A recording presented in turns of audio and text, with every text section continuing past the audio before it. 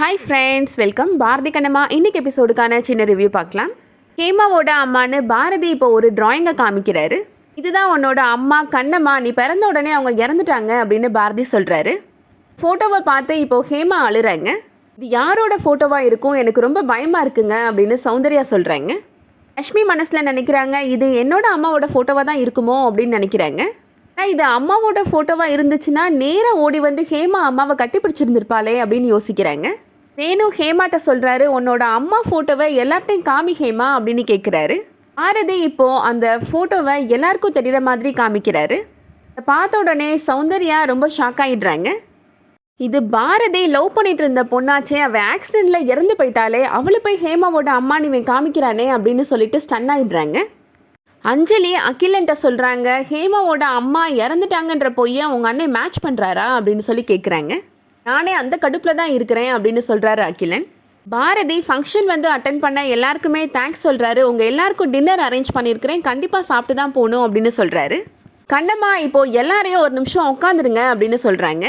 உங்கள் எல்லார்ட்டையும் நான் ஒரு விஷயம் பேசணும் அப்படின்னு சொல்கிறாங்க. சந்தியா கண்ணம்மாட்ட சொல்கிறாங்க, ஒரு நிமிஷம் பொறுமையாக இருங்க கண்ணம்மா அப்படின்னு சொல்கிறாங்க. கண்ணம்மா சொல்கிறாங்க, நான் இத்தனை நாள் வரைக்கும் பொறுமையாக இருந்தது போதும், இதுக்கு மேலே என்னால் பொறுமையாக இருக்க முடியாது அப்படின்னு கோபப்படுறாங்க.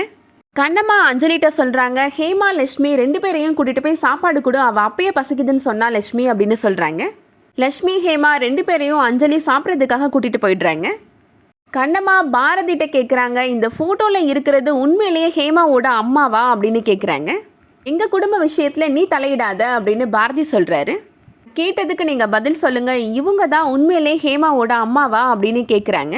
பாரதி எல்லாரும் முன்னாடியும் இது ஹேமாவோட அம்மா கிடையாது, நான் பொய் தான் சொன்னேன் அப்படின்னு உண்மையை ஒத்துக்கிறாரு. இந்த பொய் கூட நான் வேணும்னே சொல்லலை, என்னோட அம்மா யாருன்னு ஹேமா கேட்டுகிட்டே இருந்தா, அவளுக்காக தான் நான் இந்த பொய்யை சொன்னேன் அப்படின்னு சொல்கிறாரு. சரவணன் ஃபேமிலிகிட்ட சொல்கிறாரு, உங்கள் யாருக்கும் எங்கள் குடும்பத்தில் என்ன நடந்துச்சுன்னு தெரியாது, நான் இன்னைக்கு எல்லா உண்மையும் சொல்லிடுறேன் அப்படின்னு சொல்கிறாரு. ஹேமா என்னோட பொண்ணே கிடையாது அப்படின்னு சொல்கிறாரு. வாழ்க்கையில் ஒரு கட்டத்தில் நான் ரொம்ப வெக்ஸாக இருந்தேன், இந்த வாழ்க்கையே தேவையா அப்படின்னு யோசிச்சுட்டு கூட இருந்தேன் அப்படின்னு சொல்கிறாரு.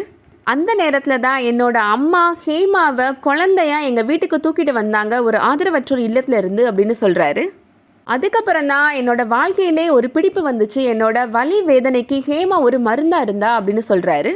இந்த நிமிஷம் வரைக்கும் ஹேமாவை ஆதரவற்றோர் இல்லத்திலேருந்து கொண்டு வந்த குழந்தையா நான் பார்க்கவே இல்லை, என்னோட சொந்த பொண்ணாக தான் நான் பார்த்துட்ருக்கிறேன் அப்படின்னு சொல்கிறாரு பாரதி.